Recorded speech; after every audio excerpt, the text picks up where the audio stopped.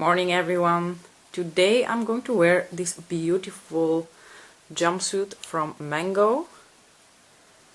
Doesn't look all that flattering like this laid out on the bed, but trust me, it looks really pretty when I put it on. I'm going to try to pair it with this really pretty white shirt from Uniqlo, but I'll see how it goes. If I feel like they don't match very well, I'm going to switch up to something else. I'm going to pair it with blue also for my accessories. Another ring made by my uncle, by the way, and I think it's as good as any day to wear Nicola's favorite perfume, which is Daisy Dream by Marc Jacobs. Favorite not for any other reason, but because he just always picks that bottle out when he plays in my perfume drawer. And of course a watch. Well, the outfit certainly worked out exactly as I had hoped, especially because I was hoping for the placement of the bow to come like this in the V-neck of the jumpsuit. And here you have the jumpsuit. As we climb up into the ranking, my feelings towards these palettes get more and more intimate. At the number 6 we have a palette that I'm truly fully committed to, and this is the Mothership 6 Midnight Sun. So at the 6th position we have the Mothership 6. It is a gorgeous, beautiful palette, especially for this time of the year. It offers so much versatility, so much different, beautiful tones that you can wear sort of more toned down, or you can pair together for more impact. I just really love this palette. Look, I'm going to keep it a little bit simple and more neutral with a little bit of a pop. So I'm going to throw this shade in my crease. I'm going to deepen with this gorgeous dark, sort of like cooler toned blue. Then I'm going to throw this gorgeous neutral bronzy shade on my lid. I'm going to apply the periwinkle purpley blue shade here towards my inner lid side. Towards the inner part of my lid is what I meant to say. And then I'm going to apply this shade as a topper because I can never stay away from the astral shades from Pat McGrath. They're just so incredibly beautiful. Let's jump back into our story time.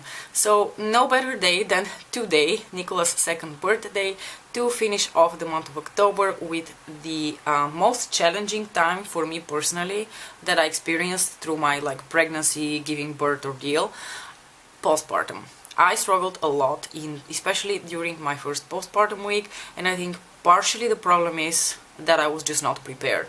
I was very well prepared for pregnancy, I was very well prepared for the actual delivery, but somehow it never occurred to me to check a little bit more in detail what exactly will, I had an idea what happens postpartum, like the change in hormones, the physically more challenging time because of course they had to stitch you down there. So I had some sort of idea, but I never really thought much about it or considered how that would affect me, and I think that's probably the biggest thing. I just wasn't prepared.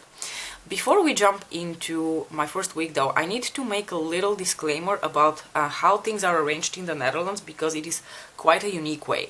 So usually when a mom gives birth in any other country, correct me if I'm wrong, but in most countries the new mom and the baby will be kept in the hospital for several days, for the mom to recover a little bit, for the baby to be monitored closely the first few days, for the mom to be taught how to breastfeed, to get the whole breastfeeding process going if she has chosen to do that, and just teach her a little bit about how to care for the newborn.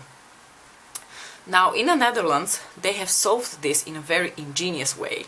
Instead of paying highly qualified hospital personnel taking up hospital bed space, they have found a solution which I find really ingenious. They train people who are not nurses, they're not midwives, they're not doctors, they are people specifically trained to care for the new mom and her baby. So the service is called kraamzorg, which would basically translate for, care postpartum, I would say. And these people basically come to your house for the first full week after you give birth. They're basically there full-time, 8 hours a day, and they teach you everything that you need to know about the baby. They get you going on the breastfeeding, they monitor the weight of the baby, they care for the mom, and on top of that, they cook for you, they clean, they go to groceries. It's like a full service. But because they're very specialized in what they do, I don't think they're very they're paid at the same level that a nurse or a doctor would be paid. So it's quite an ingenious solution. So basically the hospital kicks you out either hours after you've given birth, for most women, or you never even go to the hospital because you gave birth at home. Or in my case, they keep you overnight because you had an epidural and they need to make sure that your kidney function is restored after the epidural, or that your kidneys are working well, so you need to pee before they can discharge you. I stayed in the hospital overnight. I stayed in the hospital where I work, so actually my girlfriends from work, my colleagues, came to visit me, which was really wonderful. And then, of course, because I was fine and Nicola was fine, they sent us home. And then immediately after that, our kraamzorg lady came to take care of us from that point onwards. Just to quickly recap, at the hospital, they got me started on breastfeeding already the first night, of course, because your newborn needs to eat. They showed me how to breastfeed, and we had a room for ourselves. He cried a little bit that night, but not like excessively or anything. Next morning, like I said, they waited until I was able to pee. Also, I had quite severe anemia because I lost over a liter of blood during the episiotomy. They didn't deem it necessary to give me a blood transfusion, but they did prescribe me iron supplement pills. First 2 nights, Nicola cried a lot, quite a bit, and I wasn't really able to care for him because I had a banging headache. Everything was hurting, like the episiotomy stitches hurt, so you are advised to take paracetamol every like 4 hours or so. I was still feeling a little bit unwell from just having such low hemoglobin levels, and I couldn't really take care for him much more than just hold him, you know, when I am in bed. Another really fun thing that happens after you give birth is because of all the hormone swings and all the extra fluids that you have in your body, you sweat intensively. So during the first like 3 months after I gave birth, there were nights when I would wake up soaked. I don't really know whether you can imagine what soaked feels like. I think that those of you who are moms probably know what I'm talking about, but those of you who are not, imagine that you have the flu and you're sweating off a fever, but like cranked up a few notches. Like I would wake up with my pajama literally sticking to me, like dripping with sweat. I had gained about 14 kilos of pregnancy weight. I lost about like 7, 8, 9 kilos immediately after I gave birth. So my weight before I got pregnant was between, I don't know, 55 and 57, and then after I gave birth my weight dropped to about 63, and eventually it dropped to about 60, 61. I never went back to my normal weight. I'm sorry to disappoint all of you who have not become moms yet and you think that you can absolutely go back to your normal weight. It's not for granted. I still haven't gone back to my normal weight, and it's not because I eat unhealthy or I eat more than I used to. I never ate more than normal, even during my pregnancy. It's just the way my body responded. I think my body just expanded a little bit and it just never went back to its kind of like normal size. So the first day or two, mentally I felt pretty okay. I was just physically very knackered because I had the pain from the episiotomy. I was really tired from the anemia. Because of the stitches, it burns when you pee, so every time I had to pee, I had to actually pee in the shower. Iron supplements cause constipation, so you can imagine how that pairs together with having stitches down there. I would like sit on the toilet and literally cry. About 1 or 2 days after I had started breastfeeding, because I was breastfeeding, you know, I was trying my best with breastfeeding, even though I couldn't really tell whether anything is going in. But about like 1 or 2 days after I started breastfeeding and we were home, the kraamzorg lady said, look, Nicola has dropped in weight by 10%, which is about as far as they're willing to take it. It's very dangerous for a newborn to lose more than 10% of their birth weight. He was born 3.6 and he was already at 3.3 like 2 or 3 days after the delivery, which meant that he wasn't getting either enough milk or enough nutrients from my milk. And I think this is where this kraamzorg lady really steps in and really reasons with you, in case you're one of those moms who belongs to the breastfeeding mafia. I am not one of those moms. As soon as she said that it seems like Nicola isn't getting enough nutrition from me and we might need to supplement, I was like, You go to the store and you get some formula. Not even going to question that. It was like absolutely out of the question for me that I'm going to risk Nicola's health because I am so determined on breastfeeding. I don't think breast is best. I think what's best is what's best for you and your newborn, and I think only you can tell what's best for you and your newborn. If you don't want to breastfeed because for whatever reason you feel uncomfortable with it, or it's painful or unpleasant, then you don't have to do it by me. We are so advanced, we have formulas which can offer all the nutrients that breast milk can. Yes, breastfeeding certainly develops a different relationship between a mom and her newborn, but in some cases, and we'll come back to that in a bit, as in mine, you may not even be able to breastfeed even though you wanted to. So I think for a lot of new moms, they go into the whole experience thinking that they per se need to breastfeed when they don't even know whether it's going to work. I feel like it's a much more healthy way to go into the whole experience thinking, I'll try my best and hope that it works out, and if it doesn't, I'm going to be flexible. I went through the whole birthing experience like this, by the way. I just knew that it's not healthy to get stuck on certain things like a birth plan or I'm going to per se breastfeed, because you never know how these things are gonna go. It didn't seem to be working out with me and breastfeeding, so what the Kramzorg lady suggested is that we give Nicola the formula, and in the meantime I rent one of those special breast pumps and try to get the process going like that, and go to a place where I try to breastfeed. I pump milk so that I can see how much comes out and I can give him the amount that he needs, and I also give him formula. And I just wanted to already tell you the short, concise version of how this story ended. I tried this for 2 weeks. After 2 weeks I felt like my whole life resolved around feeding the baby, because I had to pump, I had to still give him the formula, and I still had to try to do actual breastfeeding. And it was exhausting. It wasn't working out, because even if I had collected enough milk to give him, like the amounts that he actually needs, I would give him the milk and then he would continue crying as if I had given him water, literally. And I could see clearly the difference of how he responds to the formula, because after the formula he was just a happy baby, he just went to sleep. Another really fun thing that happens around 3-4 days post-delivery, I'm applying my inner corner highlight by the way, is that you get the so-called engorgement, which is, depending on the woman, it happens very quickly, or in my case really not very quickly after I gave birth, is when your milk comes in, and then you experience this wonderful process, very descriptive actually, called engorgement, when you feel like your boobs are literally going to burst. They are red, inflamed, painful, and they swell up to like what felt like 10 times their size. That's really how it felt to me. It was so uncomfortable. So around 3 to 4 days after I gave birth, I was in pain literally everywhere.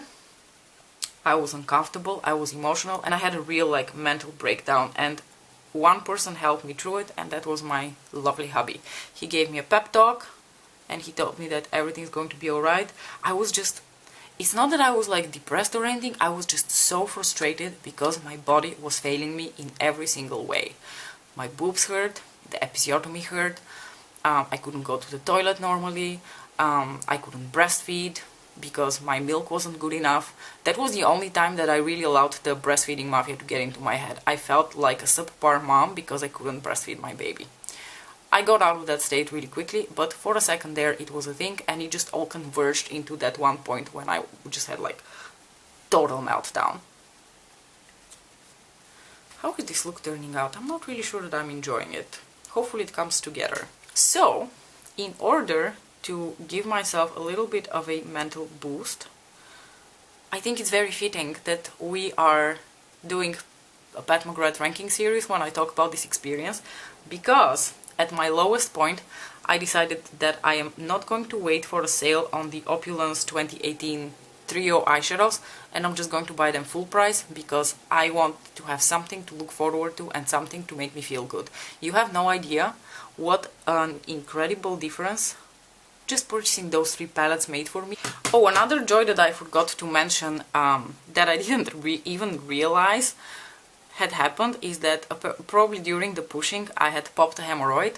So since then I also have the joy of a hemorrhoid which pops its ugly head every now and then, and I still have it to this day. So yay for that too. I'm sorry if I'm putting you all off with that horrible story, but you know, I think it's important to talk about the ugly side of becoming a mom. Now, when it comes to Nikola himself, like I said, his only issue seemed to be that he wasn't getting enough milk. After that, he was a very happy baby. He slept through the night relatively okay. He would only wake up like 2 or 3 times at like the normal span of time in between, like 3-4 hours to be fed, and then he would go back to sleep. So for us, the nights certainly weren't a challenging time. However, what was very challenging, and something that I wish I had known before, Nikola was a terrible day sleeper. Like during the day, getting him to nap was one of the most awful things I've ever had to go through. If I have one piece of advice for those of you who plan on being moms someday, and I want to really like emphasize this very strongly, newborn babies can only be awake for about an hour, hour and a half at all times. And basically by the time you have changed them, you have given them the boob or their bottle, and you have put them back in their bed to sleep, the hour has passed and they need to take a nap again. We didn't have like a regimented scheduled naps for Nikola immediately after he was born, and that was a huge mistake we made.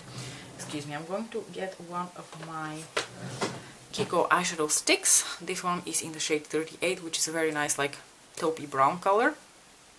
So we would just keep him with us with all the, you know, prickles of the daily bustling of life in the living room, and I think that was a mistake. We should have just put him in a quiet room every time he needed to nap, so that he has... Oh, I didn't do that. Excuse me.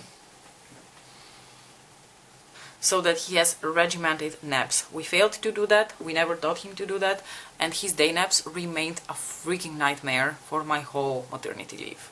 And let me tell you, an overtired newborn baby goes on an adrenaline drive, and they don't know what's happening to them anymore. They just go into hysterical crying, and they can cry hysterically for as long as several hours, and after that they pass out, like they fall asleep just because of exhaustion, nothing else. It is the saddest thing ever. I hated it, and if I have one piece of advice for those of you who plan on becoming moms, it is to get your baby on a regimented schedule for sleeping very, very early, as soon as they're born. I think I'm going to put a little bit of that neutral shade that I have on my lid also in my waterline and here towards the inner part of my lash line. I'm going to keep it fairly neutral. Oh, something else that made me feel really, really good that first week. A few days after I gave birth, my brother and sister-in-law came to visit, and my brother-in-law made the most homey, feel-good soup you can ever imagine. I still think about that soup and the way it made me feel. It was just a vegetable, you know, soup, like a nice, wholesome food type of soup. But it wasn't the soup, it was the feeling that it gave me that I will never ever forget. It's like these like really strange things that remain in your brain after the experience.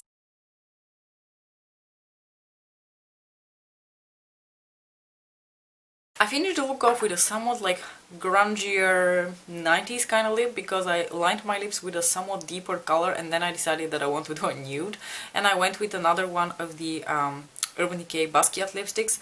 This is the shade Abstract, which is, yeah, like a grungy taupe kind of nude.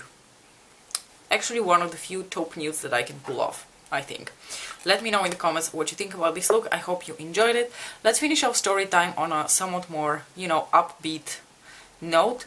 Even though my first like week or so were quite difficult physically and emotionally speaking, like mentally, I think that I recovered relatively fast. Within 2 weeks or so, they had already removed the stitches and I could walk, and pretty okay, I have to say. Like my parents came by and we used to like go out for walks to the supermarket, to the park. I could do those just fine. Within 6 weeks my hemoglobin level was pretty much up to normal, and overall I think my maternity leave and my postpartum were not incredibly difficult. Many women struggle with postpartum depression and feel much much worse than I do. I think one of the confounding factors for me to recover so quickly and to be able to go through maternity leave so well was that I could fall back onto my friend. I mentioned last time that one of my besties actually gave birth to her daughter exactly a month before Nicola was born, so she and I were basically buddies throughout our maternity leave. She lives a few blocks away from here, so we would go out for walks every day.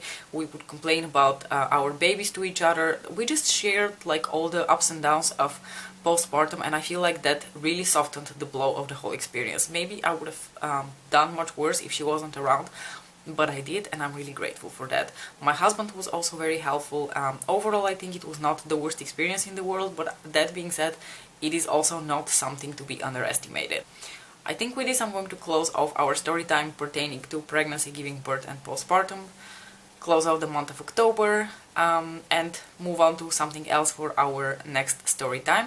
Not quite sure how I feel about the look that we created today, so I'm curious what you guys think about it. I don't know if it's one of my favorites that I've ever done with this palette, but it was certainly something I have never done before. Next week we're going to see each other for palette number 5 on my ranking, which, if I'm not mistaken, is the Mothership 5 Bronze Seduction, which is one of my all-time favorites from Pat McGrath. But we're going to talk about that one next time.